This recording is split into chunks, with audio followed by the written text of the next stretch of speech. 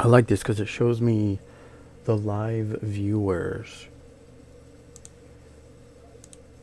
Okay. YouTube Studios, baby. Content. Live.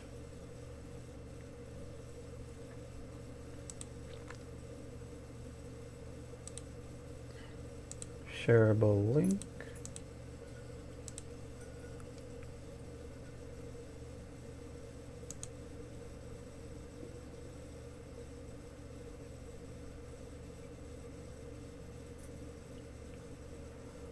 I don't know why people keep asking me questions that are objectively obvious. What the fuck am I doing? Oh yeah, my channel.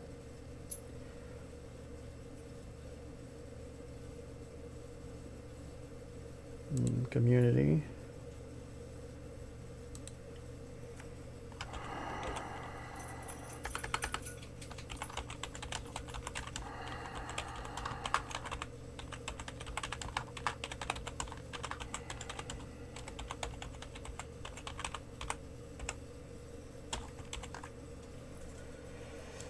Did I spell it wrong? Who fucking knows? I'll get rid of that.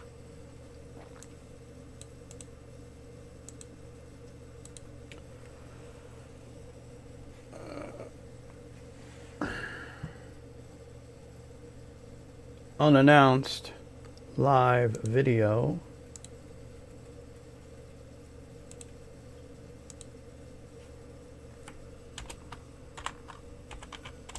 Hopefully Jackal Goldkick doesn't get irritated that I tag him when I do these.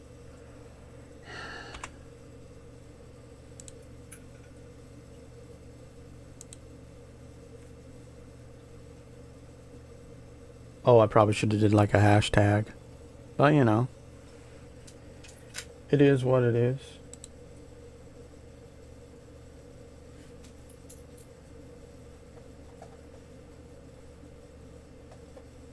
That's cool. Good for you, Young Yang, Youngling. Alright. We want that Firefox focus.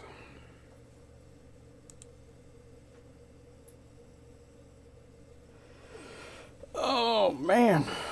What a day, what a day.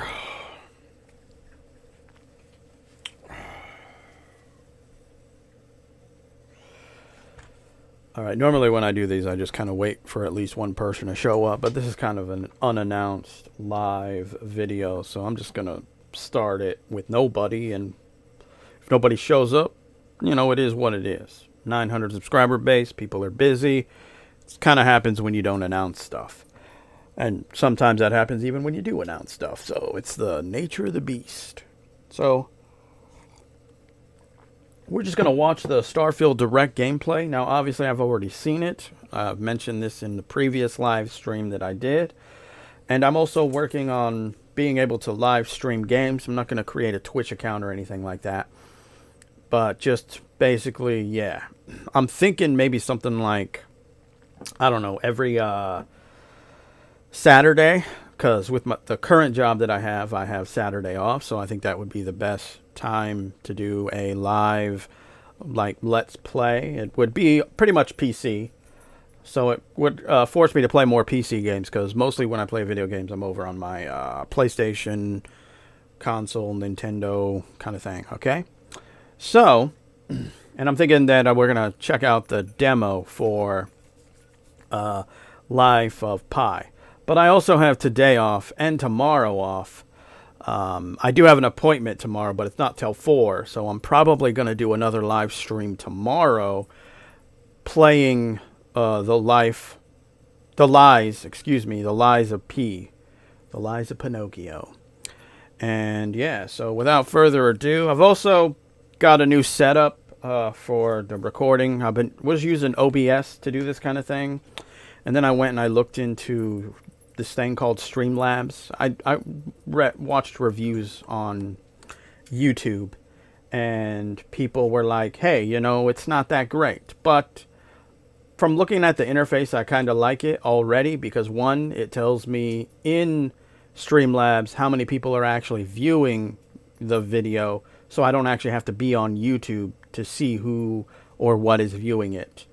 And I have a full setup for this kind of thing. It also, I'm allowed to see the chat. There's, yeah, all right.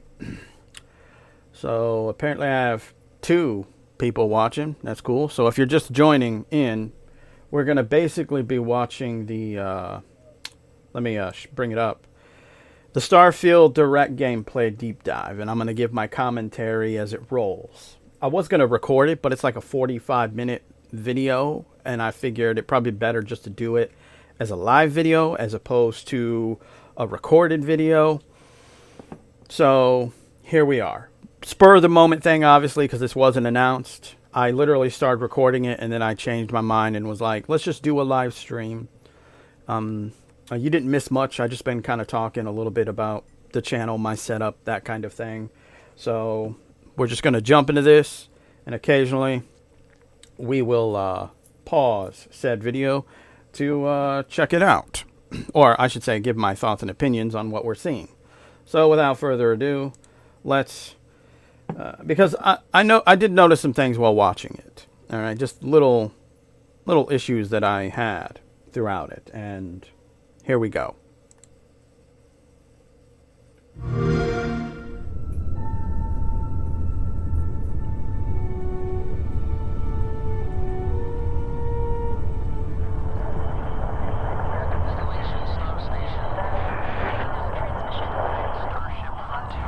So it says someone's watching. Are you an actual subscriber of this channel? 3, 2, 1. Hey everyone, thank you so much for joining us today and welcome to Bethesda Game Studios. You know, we've been so lucky over the decades to make the kind of games that we love here. And that's thanks to all of you, from the Elder Scrolls to Fallout. We love creating these worlds and playing in them just as much as you do. And throughout all that time, we'd often talk about and dream up the space game. What if we could take that feeling of being who you want to be and exploring a new world, but set it in space, where you weren't really limited in where you could go or what you could do? And that is Starfield. Obviously, we've come a long way since then with the games we've built, our technology, and all of us here in the studio. We've done so much together. I don't think showing Fallout 76 never tried to make a game to your list like of, this. yeah. Today, you'll get This to is a hear game from we many built. on the That's team not something and I would see be so proud much of what we think makes our game special. So let's jump in and take a look. Is the audio okay? Can you hear the actual video playing in the background? Starfield is our first new universe in over 25 years. But it's still a Bethesda RPG this setup through and tested and through, a gameplay and it where you worked, step so into a I'm new going to world assume. and you get that feeling of unlimited possibilities. But this time, it's not just one world. It's over 1,000 worlds. Because the choice my only of where to criticism go to this, as of right now, is like, and this is ironically mostly criticism toward gamers that I've seen in regards to, say, like No Man's Sky, is I constantly see people say that it's a No Man's Sky copycat or they're copying No Man's Sky. It's like, yeah, how many other games have already done that? Not to mention, No Man's Sky doesn't really focus on the player or a story. It's more of an open sandbox than what we would call a game that has story. And I mean, going to computer terminals and reading little bits and pieces of alien race tidbits, I don't really count that as story. In fact, I've said this in previous videos specific to No Man's Sky. They need to start adding more alien races. They need to dive deep into these alien races, create their home world that allow the player to be able to find these places, to interact with them, give the alien races unique ship designs, unique monument designs, because right now it's just your basic average generic, we're going to save money, let's make everything look the same for every alien race, which objectively would not be the logical thing. Now, don't get me wrong, Starfield has its own iteration. So far, it seems that there's only humans in the game. And it's kind of like, well, what's the fucking point? You want to sit here and you want to say you want to give us the ability to be whoever, go wherever. Does it not make sense that they should have created their own humanoid alien races outside of humans? Anyway, let's continue. It's not ours. It's yours. And it wasn't until now that we had the technology to create it. From the rocks at your feet to the mountains in the distance, to the people and creatures that live in these worlds. That isn't just a backdrop. That moon is actually there orbiting the planet. Yes, you can visit it too. We realistically simulate the galaxy around you. Our next-generation lighting model uses real-time global illumination to light the world based on the type of star and the makeup of the planet's atmosphere. Which, honestly, that's something I felt No Man's Sky should have done, you know?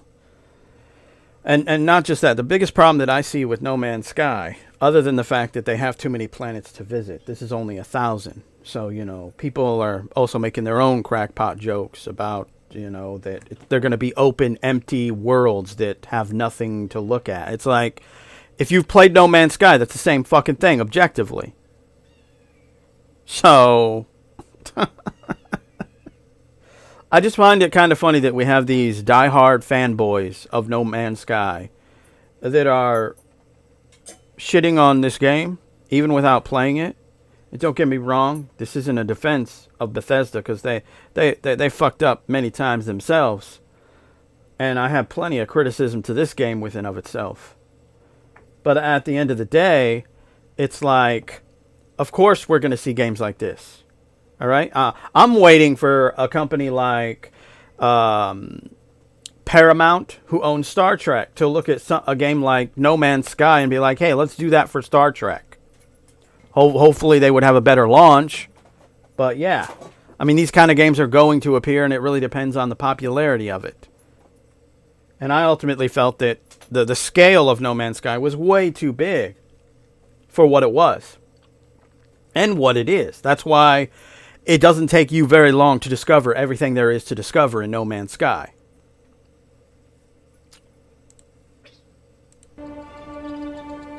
We also have an all-new animation system.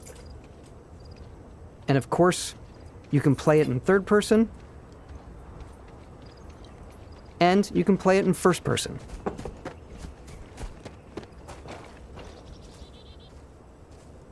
We love exploration and rewarding it, but you do explore differently in this game given its scale. That usually involves exploring an area you've landed in. You can collect resources,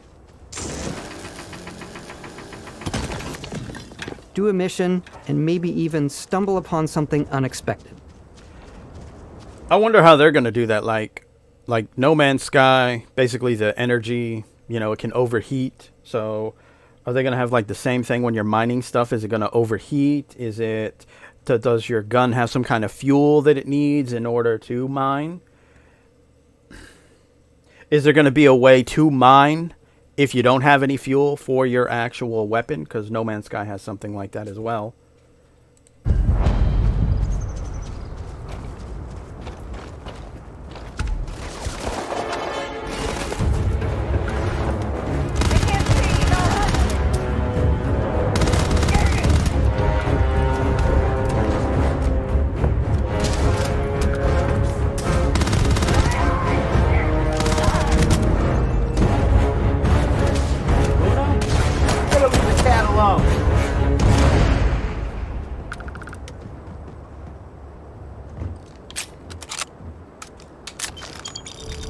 We do love stuff and all of the items allowing you to pick everything up, and you can view all that in your data menu. This is the hub for everything you're doing, from your skills to your ship, your missions, and your inventory. We love to pack a ton of detail. I'm not really in sure every why object. they felt the greater need to announce something that seems like a relatively basic feature in a fucking video game. By the way, you have a menu and inventory area. In case you weren't aware, in case you played a game that doesn't have a menu or inventory area. From all of your weapons to spacesuits to food. We just obsess And over I the will details. admit, I am like excited for this, but that's just like the Star Trek fan in me, mostly, not like a Bethesda or Starfield fan. It's mostly just a Star Trek fan in me. The idea of exploring even something like a fictional solar system. It appeals to me. And food. We obsess over food. When you're done exploring, you can walk back or fast travel to your ship. We have companions and crew you can take with you. I left Vasco here back at my ship, Welcome back, Captain Howard. and he can even say your name. Let's head out.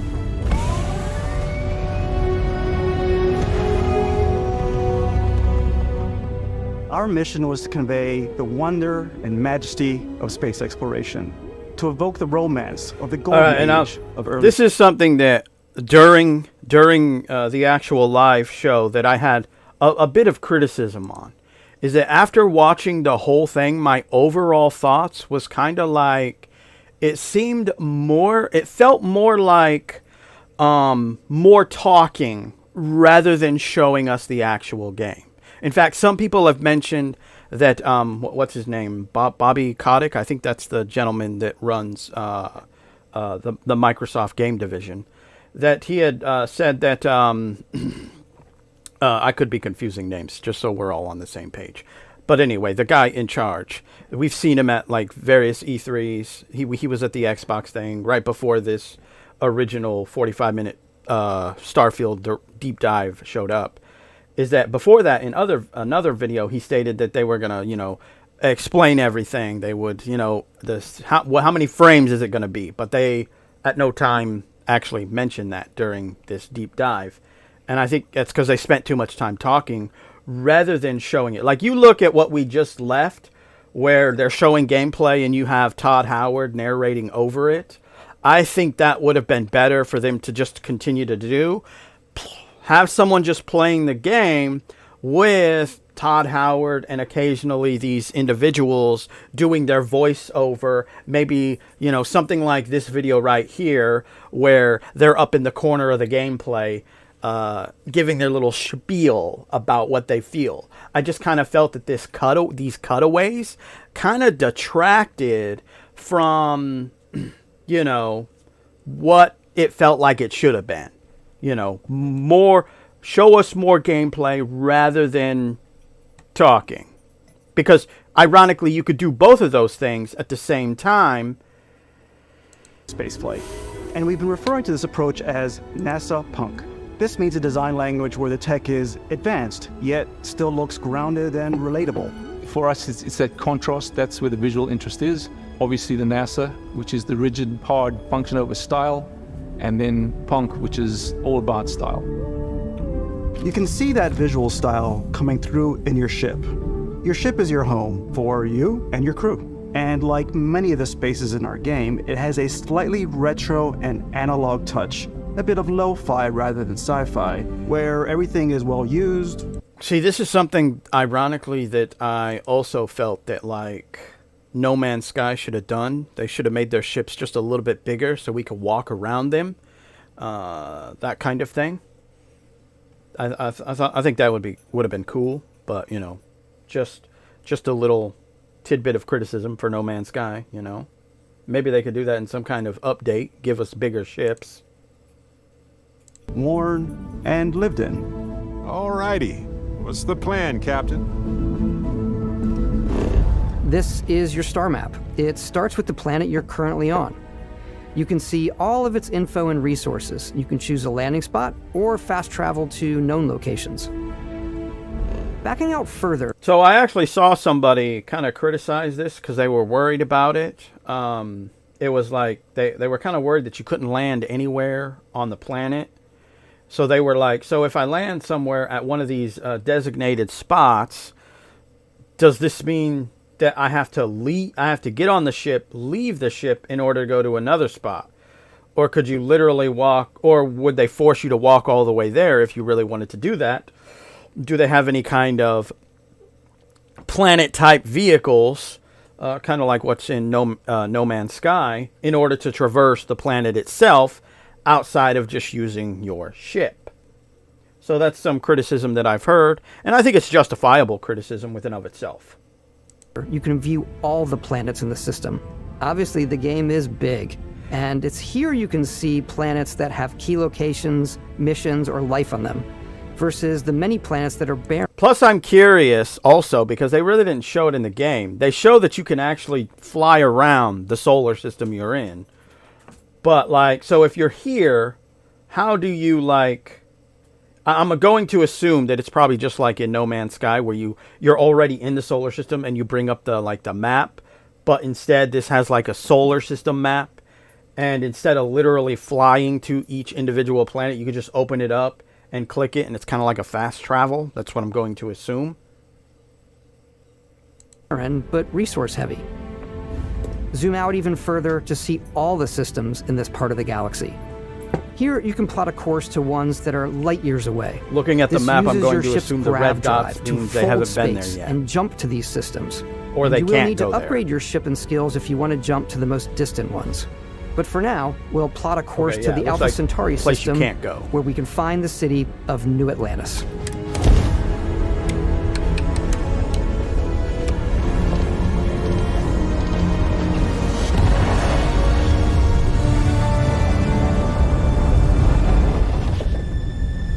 Welcome to UC Space.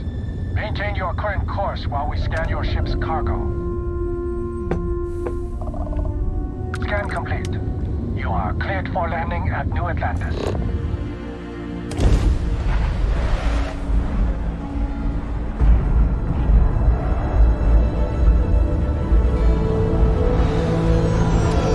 As soon as you land in a city like New Atlantis, your eyes are guided upwards to just these boundless, vast buildings. It's the biggest city we've ever made, not just in size, but also in the amount of custom art, crowds, and quests. So the main focus when we're designing a city is obviously what supports. I just want to point out, I also feel like this is something that No Man's Sky is missing, you know? Because they have settlements and stuff like that, but there's no one area where it's like, hey, this is an official city.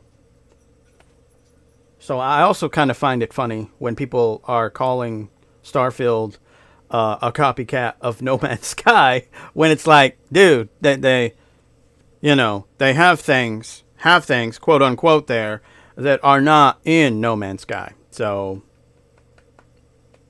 yeah. And the reason why I say quote unquote, because, well, this is Todd Howard, so it could be a fucking lie. the story. We try and tell as many small stories as possible. This is a Colony War memorial. It's a few moments of gameplay that make the space feel like it's full of real characters that are going about their day-to-day lives. It's paralyzing if you really stop and think about it. Buddy, it's coffee. It's also where your adventure with Constellation begins.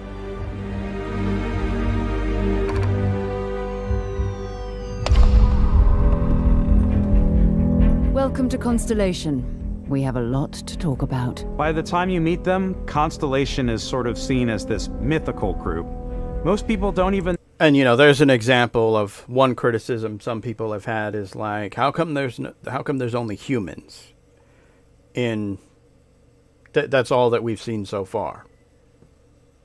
know they exist anymore. They're the last true explorers in the galaxy, and they're trying to find the answers to some of humanity's biggest questions.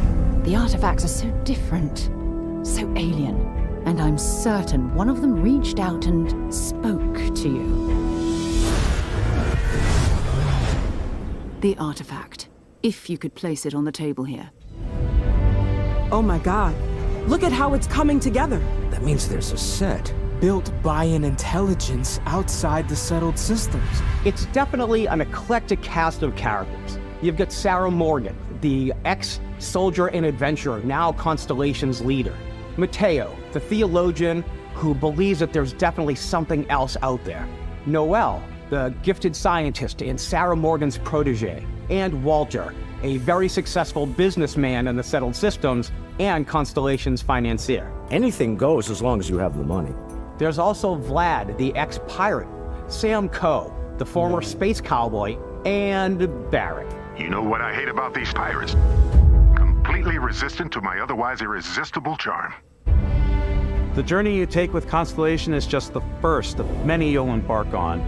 The Settled Systems is home to all kinds of different stories, people, and adventures for you to uncover. I remember seeing a trailer with No Man's Sky that had a dinosaur-looking thing. I just want to point out I've never fucking discovered anything that looks like a dinosaur in No Man's Sky.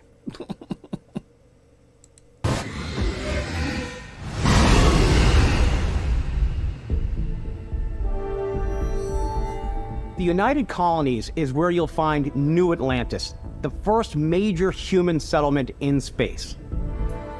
The people who live here value law, discipline, and the legacy of humanity. They consider themselves the true children of Earth. You ever think of joining up with the Vanguard? Help the United Colonies, even I get wonder your if you UC have the citizenship? ability to like travel New to Atlantis Earth's isn't solar the only system. city within the United Colonies. The city of Sidonia on Mars to this day serves as the largest mining facility for the United Colonies. Like, I don't see why they wouldn't do that. They could, because they could totally do like an Easter egg of like Fallout, you know, on Earth. Beyond the United Colonies' reach, you might find yourself in a much more wild and independent coalition of star systems. This is Freestar Collective Space. The capital of the Freestar Collective is Aquila City. The Stone Root Inn is an Aquila City fixture. I don't know. I felt that like the space cowboy thing was kind of cliche when we got to this city. I don't know. It just felt like it's been overused in movies. It's been overused in video games. As on judgment and intuition to do what's best for the people. Neon started out as a fishing platform, but is now known throughout the Settled Systems as a pleasure city where almost anything goes. If you've got morality issues, this definitely isn't the job for you. Ryujin is hiring the best and brightest of today for our future tomorrow. Everyone has been chewed up and ground up by Neon. Try not to get yourself killed, all right? Outside the bounds of civilized space, there are still plenty of unclaimed systems to explore, but these areas are also home to the most hostile factions in the galaxy. The great serpent hungers. All heathens shall be made dust in time. A new face. Is this the face of a brave runner here to challenge the Red Mile? They think the galaxy is theirs. They are wrong. It belongs to the Crimson Fleet. It always has. And, you know, when you look at the Crimson Fleet, they just look human. So it's like, how could it always have belonged to Crimson Fleet? Doesn't it seem like it should be a completely different alien race laying claim to that? In Starfield, we're pushing our cities and settlements further than we ever have before. It's all there, waiting for you. A slice of humanity's future. So, ready to get out there?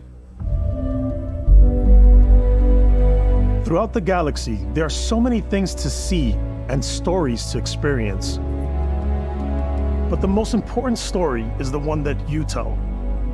I'm the type of person who spends hours in character creation, and I think people are going to be really excited when they see all of the improvements we've made. One of the biggest overhauls was done through our character generation system. We scanned a wide range of faces from different age groups and ethnicities, and by mixing and matching all that data, we were able to create highly detailed and diverse characters. We use that exact system to create all of the characters and NPCs you're going to see in the game. So any character you see almost always is a character you could make yourself. Snap out of it! Hey, come on. Okay, take it easy. You were out cold. No physical damage. Mentally, the jury's still out. You know who you are? New recruit for Argos Extractors? Not a prisoner. Any bells? Any of this look familiar? You start your character creation journey as though you're cycling through employee records. You'll pick from a lineup of 40 presets, and that'll be your starting point. Your journey from there can be as detailed or as quick as you want it to be. This new system has more to offer than ever before. It's also the simplest character generation system we've ever had. We let the player get as close as possible to make whatever they want. With the various facial morphs you can blend together, the dermesthetic and makeup, blemishes, scars, piercings, teeth settings. It's a lot, but I think it's the most fun. But can I make copycat people? Like you can actually find on Elden Ring, like say, I want to play as Yennefer from The Witcher in Elden Ring. There's somebody who created a character, and of course they don't look exactly like the characters, obviously. But, you know, so Mike, that's something I just randomly thought of. To use. Character creation is more than just how you look. This is also where you start to decide who you want to be. That's where backgrounds come in.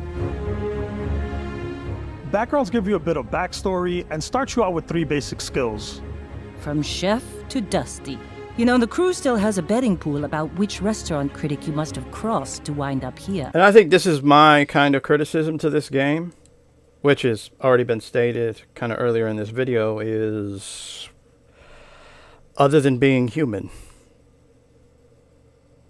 I mean, yeah, that's the one thing No Man's Sky did. I mean, they don't have a lot of alien races, which is where I feel they're weak in. A lot of the ships that you have for the alien races in No Man's Sky are not uniquely designed by the alien races. What I mean is, if look at Star Trek, Romulans, the Cardassian, the Ferengi, humans, the Borg, all of their ships look different, even though they might be classified as similar things, such as, like, say, a fighter, a hauler, a medical ship, that kind of thing. So yeah, lack of aliens. What's great about backgrounds is you never know when yours is going to come in handy. You could be in the middle of a fancy restaurant talking to some guy, and suddenly you learn he needs a beast hunter to help track down a monster. Fine. I probably should stick to professionals anyway, given what happened the last time. We're also giving you the option to customize your build even further by letting you pick up to 3 traits. Traits are completely optional, and they come with their own advantages and disadvantages. You could choose to meet your biggest fan. By Vectera! Is it really, really you? He'll join your crew, and he'll give you gifts if you're willing to put up with his constant commentary. I can't believe I get to stand near you, breathing the same air. I've got to have every molecule. My favorite trait is kid stuff. You have to pay some credits to support your parents, but they're very sweet, and it's really fun to go visit them. Honey, we got ourselves a visitor. Oh my god! I came across some hostile zealots in space, but because I had chosen a trait that made me the same religion as them, I was able to get by without any issues. There's another great one that gives you a damage buff when your health is low, but mercenaries will randomly show up and try to kill you. No matter what you choose, there will be plenty of ways for you to tell your story. And if you want to remove a trait, there are ways to do that too. What a view! It's a feast for the eyes. Off we go to another adventure. We'll let you discover that on your own. You know, I'm not really sure why they made that like some giant selling point for the game, because you can kill NPCs and companions in other Bethesda games. It's kind of like almost a basic feature at this point. So I'm not really sure why they somehow felt the greater need to tease it when objectively it's something we're already familiar with, you know?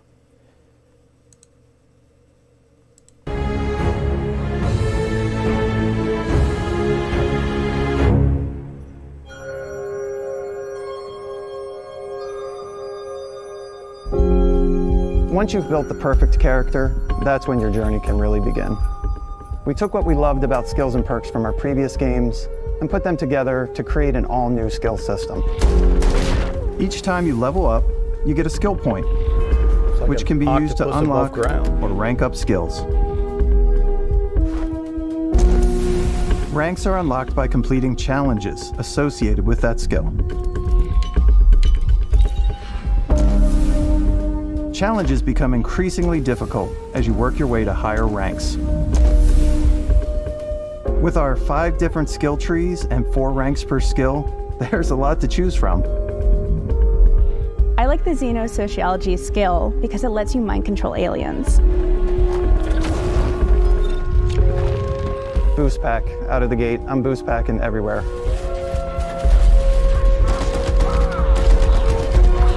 I like maxing out my physical tree so I can get neuro strikes and just punch my way through combat.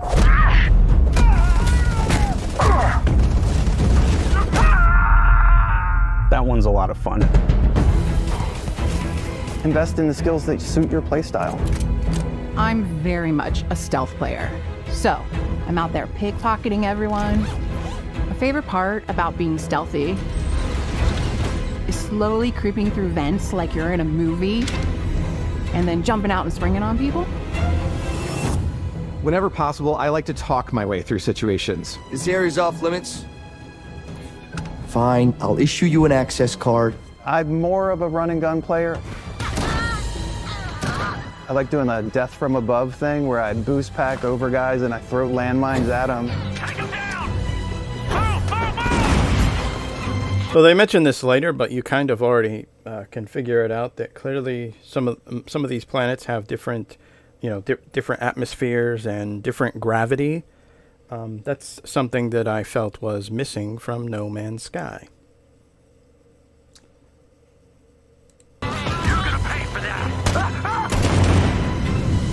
I like blowing stuff up.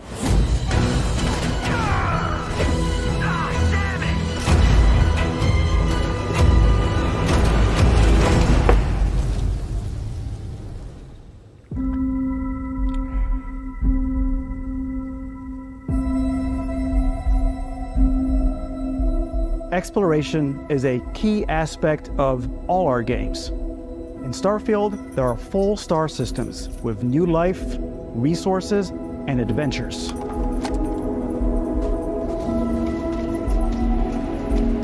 Our team worked hard to strike a balance between fun and realism. We studied data from NASA and a multitude of other sources to help us make the world feel believable. From the way we approached planetary atmospheres to the way we placed biomes based on the planet's distance from the sun. Once we had created a grounded world, we could start looking at all the things that make that world fun. When you leave a planet and head into space, you'll be navigating asteroid fields, having chance meetings with interesting strangers. I wonder if they have gas giants in this game. And I know there's going to be people that are like, well, you can't land on a gas giant. That's true. But gas giants are also known for having a shit ton of fucking moons. Fighting in space and exploring derelict ships.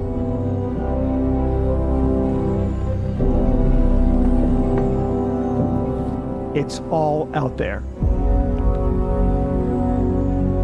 Wonder if you can land on like the giant it's about asteroids. Rewarding your curiosity, because whether it's on the surface of a planet, the alleys of a city, or the vastness of space, you never know what you'll find. But what about the surface of a giant asteroid? Like, can I land my ship on the asteroid and walk around on it? I don't know why anyone would want to do that in, real life. I'm just saying.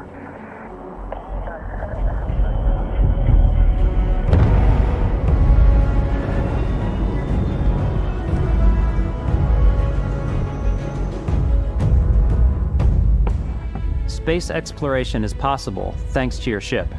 Your ship is almost like having another character or home you can make all your own. I think you'll be blown away by the amount of stuff you can do. You can buy a ship. I'm sure you can find something you like. Customize and upgrade that ship. And hire a crew to keep it up and running. See, and like, it all starts... This is another example of people saying that Starfield is just a copycat of No Man's Sky, but you can't customize any of the ships there. You can't even build your own ship. So, yeah. It's in spaceports. Every spaceport has a ship technician where you can purchase, sell, and modify ships. Anything I can help you with? Maybe you start off with a speedy fighter that's perfect for bounty hunting. Then you might round out your ship roster with a hulking space freighter to run cargo missions, or even do a little smuggling. For now, though, we're going to take our starting ship, the Frontier, and make some changes. You can customize and upgrade everything you see here, and you have 2 ways to do that. You can quickly upgrade individual systems like your weapons or shields, or you can deep dive and enter the shipbuilder mode. Here you can change anything, from the systems to the look and layout. Adding a new habitat module can give you more room for crew. Adding cowling can change your ship's overall silhouette. An improved grav drive allows for longer distance space jumps. You can even fully customize your paint job to get the exact look you want. The parts you choose to build with don't just affect your ship's stats. They'll also affect what you can do inside your ship. You can have modules for crafting, or for storing and displaying your weapons. Starfield's in-game ship manufacturers bring their own look and feel to every piece of your ship. From living quarters to cargo holds, mess halls, and control rooms.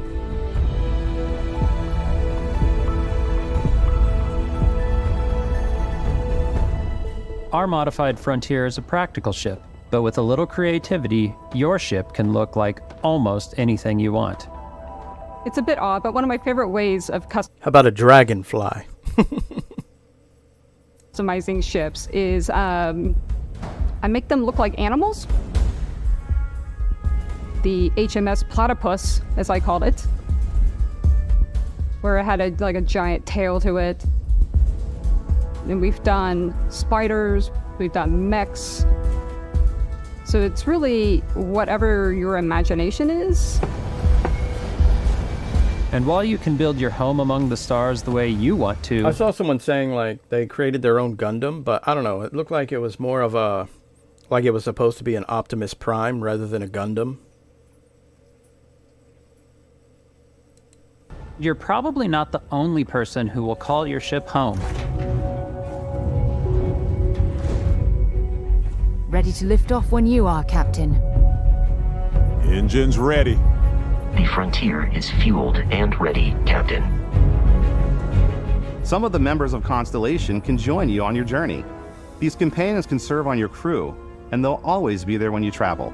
We'll be traveling together until we either find an artifact or this lead runs dry. Or you kill them.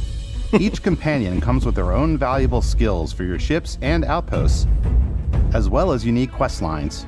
Eventually, some friendships might blossom into romance. I don't know that I've ever really loved anyone except you.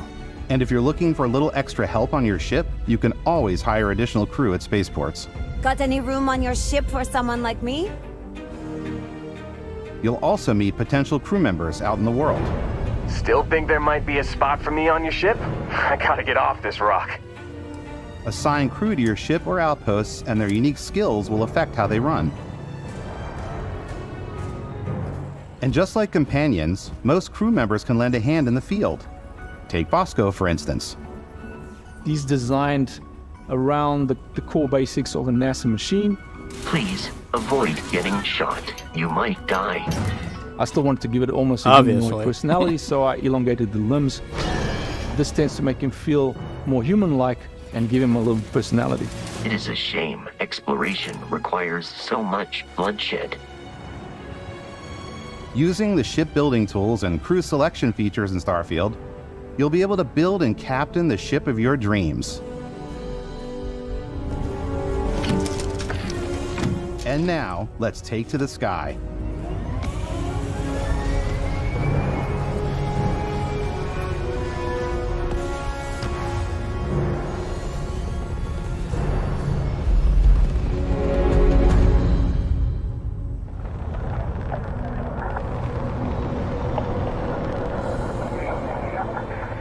putting you in the cockpit of your very own spaceship and telling you that you can do pretty much anything.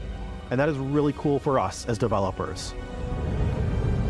You notice it's pretty much anything, but they don't really define what those limitations are. I don't know. Seems like that's something, if we're going to call it a deep dive video, that they should have done. Space flight. Because it's not like it would be spoilers, you know? Be exciting and dangerous. And you should feel like you're in complete control every step of the way. We've extended that sense of control to ship combat. It's not about just hitting your triggers to fire your weapons. It's a complex dance between your piloting skills and our power allocation system. Boosting power to your engines will make your ship faster. Powering up the ground drives will shorten the amount of time it takes before you can make a jump.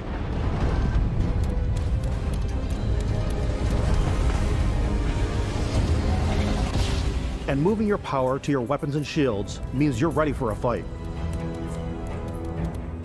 You should always be on your toes because you're not alone out there. All right.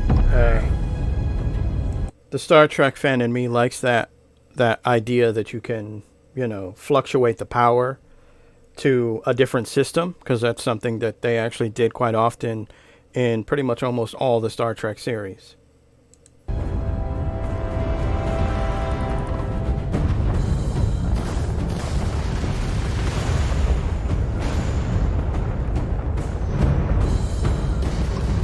Unlocking the targeting control system skill will allow you to zero in on specific subsystems of the ship you target.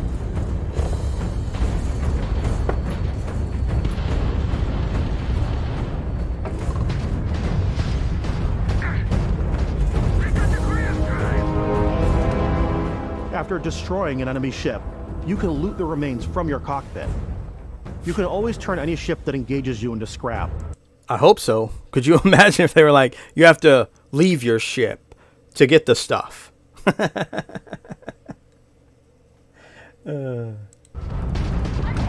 guess that could technically add like a different gameplay element if a company did decide to have you do it that way. You have to get out of your ship in order to get the items. But I think it would be kind of redundant and people really wouldn't like it. Also take a more personal approach by docking with the enemy vessel and boarding their ship.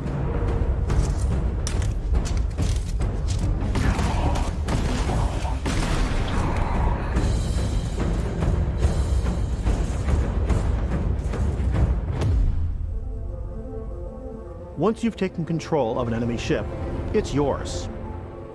That's sweet. Add it to your fleet and retrieve it at any spaceport. But space is way more than fighting for your life. Just like when you're planetside, there are plenty of sights to see and stops to make on the way to your next adventure. Like these massive star yards. Walk the halls, talk to the crew, maybe get talked into buying a whole new ship. A civilian in my star yard. Let's see about getting you a proper ship, one worthy of you. Maybe you'll dock with a gigantic battleship, like the UC Vigilance.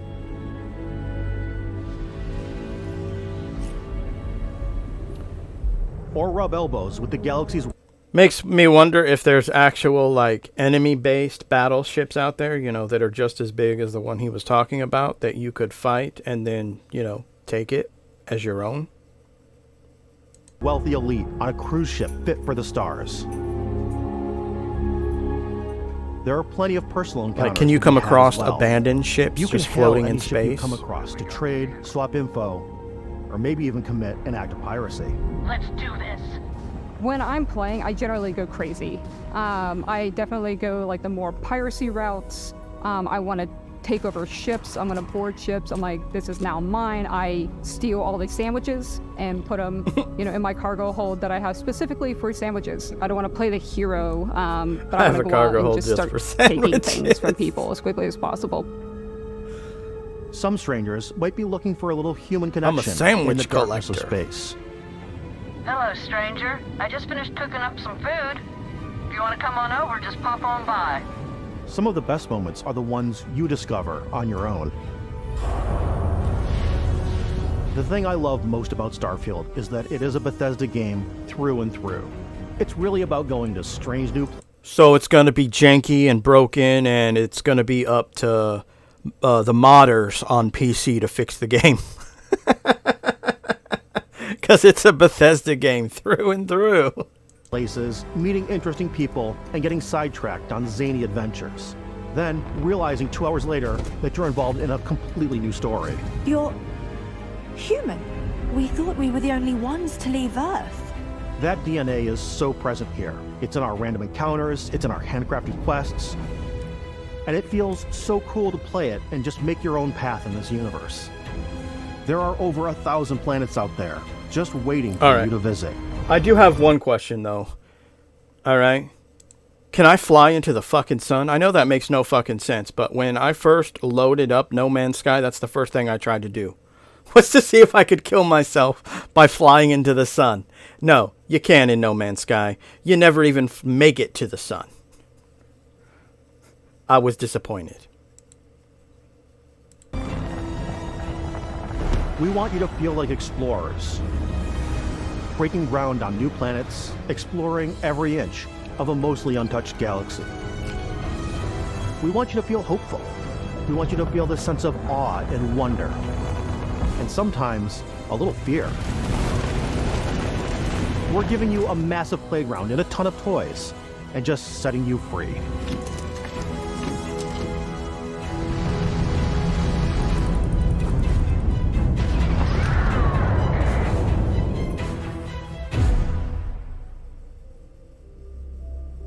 Hey everybody, we've shown you so much stuff, but we thought we'd just take a little break and show you something a little bit different. You know, we put so much detail into our game worlds, and we love the opportunity to bring that into the real world with our collector's editions. And for this game, we've done a We're going to have another It new is the cola Constellation controversy. Explorer's Watch. This is the watch that you actually get in the game that acts as part of your HUD, where it's the compass and then environmental information. It connects to your phone to give you I'm not gonna lie. notifications and other information. I actually tried pre-ordering this because I collect watches, so I wanted mostly just a watch. But every place I went to was like, no. So I was like, all right, I guess that's someone telling me I shouldn't pre-order this game. And we've also designed this really cool case that it comes with, Istvan. Yeah, we really took as much care and designed this case as we did the watch. Our attention to detail in the game totally translates to this. Inspired by the cases that the astronauts used during the Apollo era to bring Maybe back I'll get samples lucky. from the Somebody moon. will have It's just got a watch intricate in the locking case on mechanism, eBay. authentic, heavy, comes with a Constellation patch, NATO strap, and the overall functionality and believability of this as something that would exist in the world, in the Starfield universe. Oh, and hey, take this. You'll find it very useful out there, and it even tells the time. We actually have something else. Now that we're part of Xbox, we get to work with the amazing people on the Xbox hardware team, and together we have created this custom limited edition Starfield controller. It's You know what I don't It get is now, our favorite. They announced a 1 terabyte Xbox console. You think that would have been an opportunity to not just do a controller, but, an entire custom Xbox itself? Seems like a wasted opportunity. Controller. We love this because it's inspired by the actual controls of your spaceship. And not only that, we've created the first ever custom headset with Xbox. And this is a perfect pairing with that controller. Of course it is. Got to upsell it.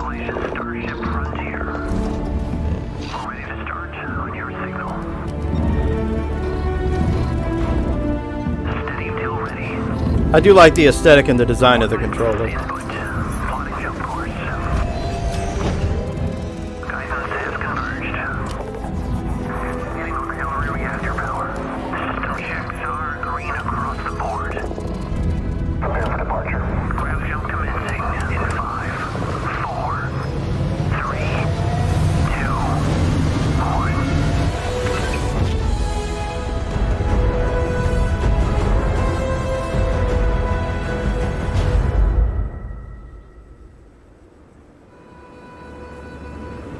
In every one of our games, we always put so much care into all those little details that breathe life into our worlds. But Starfield isn't just a Bethesda Game Studios world, it's a Bethesda Game Studios galaxy. So why go this big with Starfield? Because we So want there's even more bugs that the PC modders are going to have to fix. to give you freedom on a galactic level. The freedom to experience both the exciting planets and the quiet ones. Scanning a planet before you land is a great way to get a sneak peek at the available resources you can use for crafting, building, and customizing. I think what's cool about this whole system that we generate the planet itself as a procedural content, but the handcrafted content itself comes as the player explore. Our system builds the planet as the player See, that's what I approaches kind of it. felt We stitch No together. Man's Sky could have done or should have done was, yeah, we have procedurally generated planets, but like, you know, for example, the GEC or the Corvex homeworld, home solar system. I think like what they were just talking about, where like, yeah, the planet is procedurally generated, but we've, you know, actually built this entire city. It shows the uniqueness of the Corvex or the GEC race itself. But unfortunately, that's not anything No Man's Sky has done. Block of terrain. After that, we have the system that adds interesting locations for the player to explore, creatures to encounter, ore and plants to pick up. It allows us to add that touch of environmental storytelling. Am I the only person who thought this Bethesda. was a little redundant when they got here? Because they're talking about there's creatures that you can come across. It's like, yeah, we saw that earlier in the presentation. I'm not sure why you literally felt the need to, hey, you can run into unique animals when it's something that we saw in the beginning. You can also, you know, pick plants. Yeah, that's technically a Bethesda staple for their game. So I don't really get why they're up-hyping basic common features that are found in their own games. This is another problem that I had with this presentation. It's like, tell me the stuff that I don't know. That's what I want to know. I don't care about the stuff that I already know I'm going to be able to do. Known for. Aggressive creatures have been disrupting our experiments. Their habitat isn't far from here. If you could take care of them for us, we would be in your debt. So even if your friends were to visit the same planet that you had, you would have a different story to tell. So does that mean like that, if I'm to understand this, that the planets are procedurally generated on an individual basis for each player? I don't know. That's what it sounded like to me. Could be inaccurate.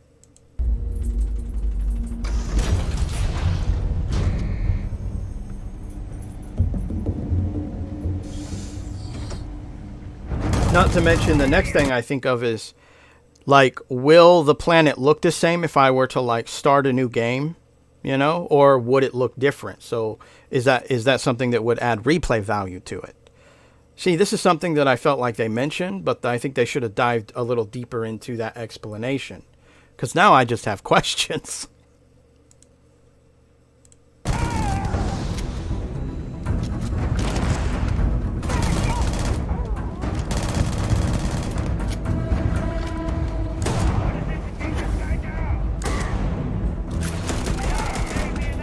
Armor's getting tired.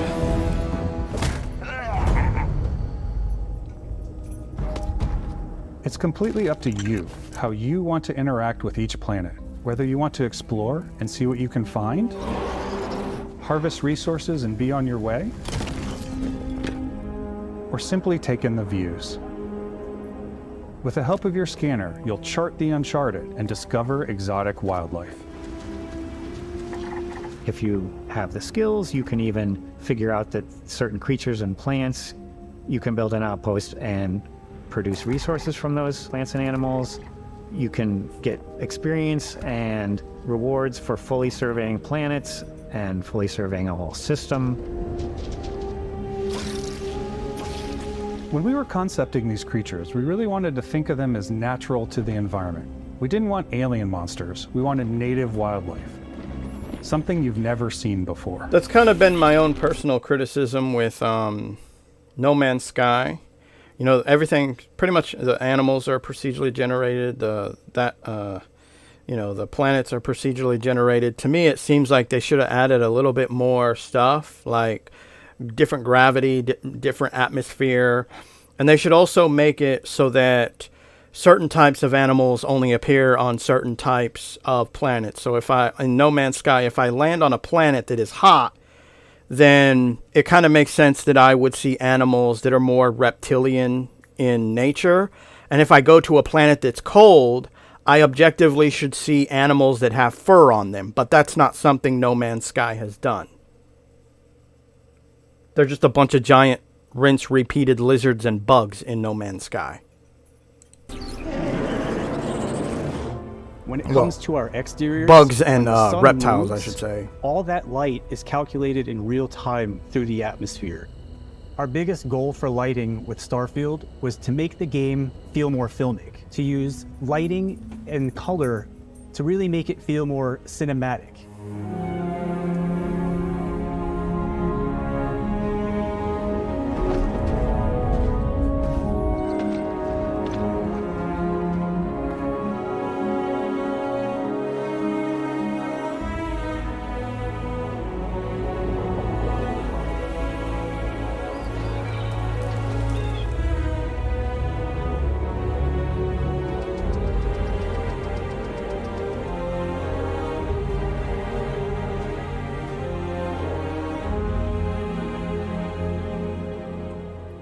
After some exploring, you can find a spot to set up a base camp. Outposts can be built almost anywhere on any planet. And the habitat modules come in all shapes and sizes. There's that almost anywhere, which I think, you know, for the kind of video that they're doing, they should have defined that a little bit better. You know, show me what I can't do. Don't make it a surprise for me. Filling all different purposes. You can even live in them. Assign crew and companions to work at your outposts for added bonuses and set up extractors to harvest resources while you're away. Something cool we have this time is we have a new fly cam where you can toggle between on-foot building, or you can now use a top-down isometric camera, which helps plan out larger parts of the outpost and placing those larger halves. So that way you can really plan your structures and what the overall feel of your outpost is. And then when you're on your feet, you can... It's been a while since I've tried building a base in No Man's Sky, but I kind of feel like No Man's Sky should do that, unless they've already done that, and I just am unaware of it. Seems like it would make the building a lot easier. Really decorate and fine-tune things much easier.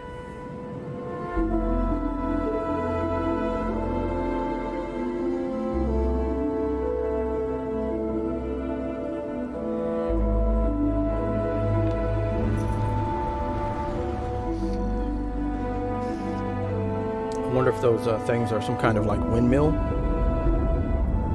or some other kind of machine. Add crafting and research stations in your outpost to utilize any resources you find or already have. Mod your weapons to adapt them to your playstyle. Different weapon sights and scopes, larger magazines, a selection of grips and barrels, different ammunition like explosive rounds. All you stealth players out there will surely need a suppressor. Yeah, but do you have like their version of a sniper rifle?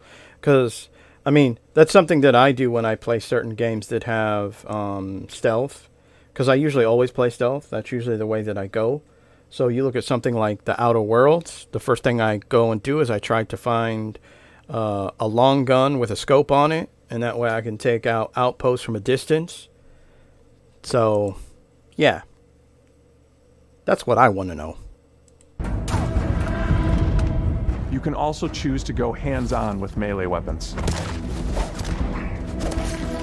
I think it's always a delicate balance between like what's realistic, what's sim, and what's Hollywood.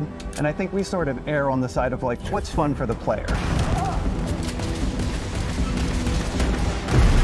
With Starfield, we've completely overhauled our You want to know what's fun for the player? Fixing your game later. That's always fun. It's more dynamic, the animations are more fluid. Obviously the PC version. It just feels great. We probably have more mods and more weapons in this game than I want to say any other game we've done before. There's a lot of variety. Upgraded gear is just one of the many factors to pay attention to when engaging in combat. You may need to switch things up based on your environment. Okay, so Gravity yeah. is different I don't for know each how I planet, missed that when I and watched boost it packs live. are excellent for So getting obviously around. there is guns with scopes. And for giving you an edge in combat. Sometimes you'll even feel like you're flying.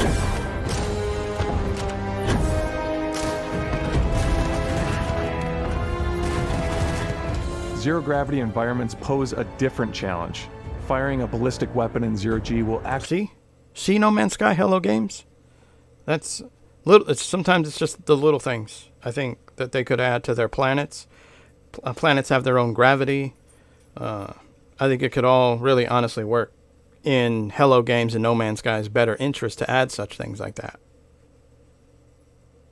Actually push you backwards. Energy weapons, on the other hand, offer a more stable shooting experience. We also have mag weapons.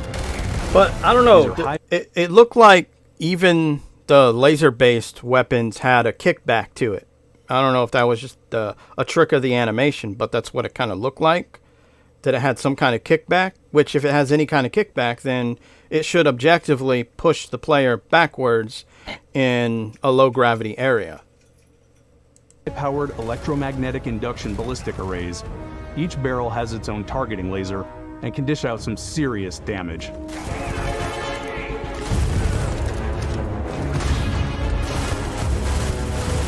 Whether you want to get up close and personal with your own two fists, or you like more compact weapons like pistols and submachine guns, or maybe you prefer something bigger.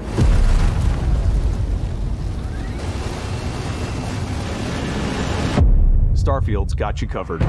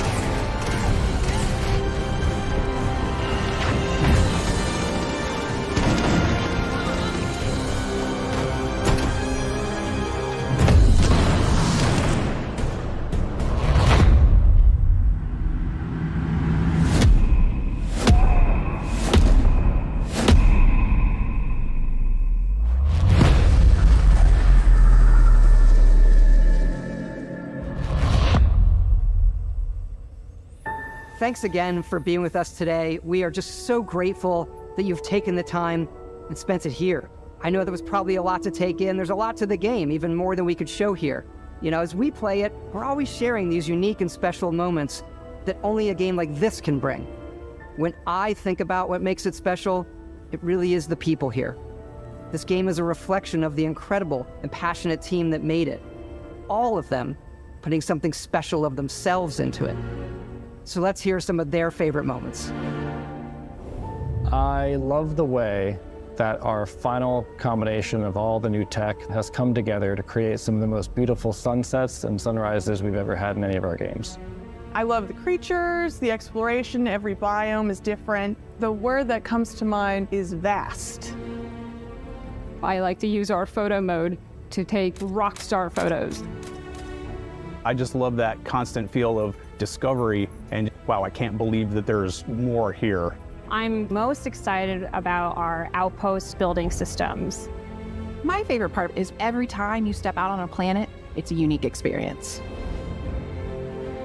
You spend all this time building your ship, and you see it on the landing pad. We'll see. I mean, Like, I wouldn't even use that terminology for No Man's Sky, that it's a unique experience, because sometimes in the same solar system I've discovered basically what looks like the same animal on a different planet. But then at the same time, of course, the criticism to that is that it's not a lot of graphical resources, and you're talking like way more planets than objectively the game honestly needed. An entire universe, I think, is utterly fucking ridiculous. It's probably the weakest part of No Man's Sky, and I think they could have just went with a galaxy rather than a universe. And I mean, it still would have been, graphic resource limited, but I think it would have been a little bit better. Another issue that I have with Hello Games is every time they update the game, with the exception of a few updates, I feel like they should be adding new graphical resources for the planets and the animals. That way there can end up being a far more diverse amount of unique planets and animals. These things are gigantic. It's the kind of thing that you just can't get anywhere else. There's something about seeing a tower over in the distance and going, I know the gravity's low here. I think I can make that jump. My favorite part is biomes, spaceships, Audio design, planets. The day-night cycle, Those details matter to me. Diplomacy, exploration, freedom. the ending. backup, obviously. I love the robot so much. The incredible amount of worlds we created. Sniper rifles, come on. Lever action, rocket launcher, brain sprout. I love, but some people might find creepy. I don't know. I know it's right, Ben. The thing that I enjoy most about the game is the freedom to be who you want to be, do what you want to do.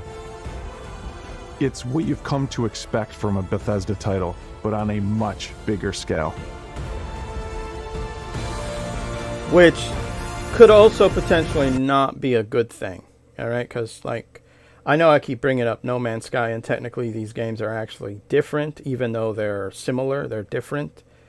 But I mean, oftentimes I usually get bored of playing No Man's Sky, mostly because there isn't a whole lot to discover. You don't have to play it for very long to discover everything. So I think the overall scale could also be a negative thing for No Man's Sky, and I think that could be a negative thing for this, even though technically it is more limited than No Man's Sky. Because I feel the same way about Tears of the Kingdom, Zelda, is that there's too much.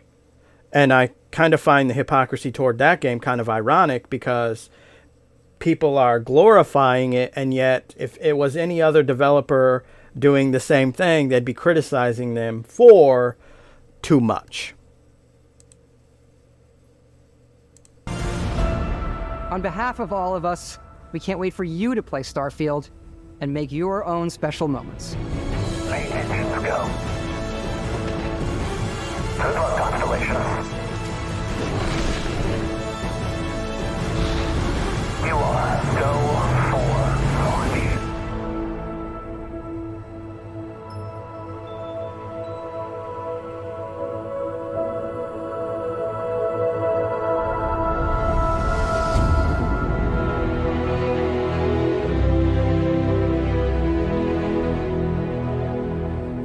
That's like 3 days after my birthday.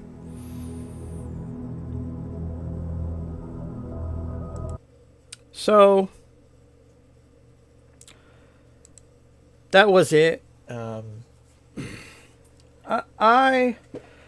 It's a game that I'll probably check out, depending on microtransactions, just because of the history with 76. Granted, that's also a live service game, so there's another reason why that game has a fuck ton of microtransactions. Usually they don't go too crazy with their single-player games. So I don't think we have to worry too much, but just a little bit, because obviously they have microtransactions. There's a reason why you have pre-order bonuses, because those are objectively microtransactions. Just a different kind. And, I mean, outside of everything I've already stated, is that I ultimately felt they kind of did too much talking.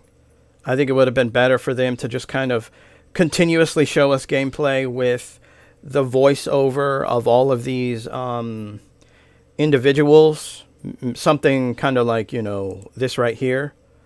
So here we have the video, and then of course them up in a corner or something like that. That way we constantly are seeing gameplay within of itself. They also mention certain limitations, but they actually don't explain those limitations. I felt that those aren't necessarily would be spoilers. So I think they could have objectively showed you this is what we mean by these limitations. Because it's not like it's going to be some miraculous secret that is going to be mind-blowing to me. It's something that I personally think would have been better for them to state within this supposed deep dive, which to me I would say really wasn't that much of a deep dive, because in context to the entire video, basically they showed us a lot of things that objectively are default stuff found within a Bethesda game. Like, they literally went almost through the entire video, and then they were like, yo, in case you didn't know this about a Bethesda game, you're going to run into unique animals. You can also pick flowers, because, you know, we've never had those kind of things in our games. And that's kind of the generic stuff that I take issue with this supposed deep dive. Is like, people want to see more than what they're used to within a Bethesda game. They want to see the new stuff. Imagine if this was like the next Madden game and they were doing a deep dive in it. All they would really be able to do is they'd be showing us stuff that we're already familiar with, found in other Madden games or other FIFA games. It's like, yeah, that's nothing new, bro. We kind of expect that in those games. And that's the issue that I take with this entire showcase deep dive that they have. It didn't really feel like a deep dive to me. In fact, I would say deep is probably the incorrect word to choose for them. All right. So I just wanted to do this video today. I'll probably do a regular video at some point today. Don't know. This might be the only one. Who knows? This is Spot. He was meowing. The dogs were harassing Spot. So here I am spoiling her. That way when she's 3 pounds, she'll want to lay in my hand. Anyway, I hope you enjoyed this commentary of this deep dive of Starfield. You can always leave your comments below if you disagree or agree. And hopefully I'll see you in the next live video. Which, if you missed it earlier and you're a subscriber to this and you're just got some here randomly in the middle, I do plan on doing live videos every Saturday, not on Twitch, just YouTube, and more than likely I'll be playing a video game, which the one that I have planned is the Lies of P, the demo, so we could check that out. I might even do something like that tomorrow, because I don't work tomorrow either. So, all right, I'll see you in the next video, be it live or recorded.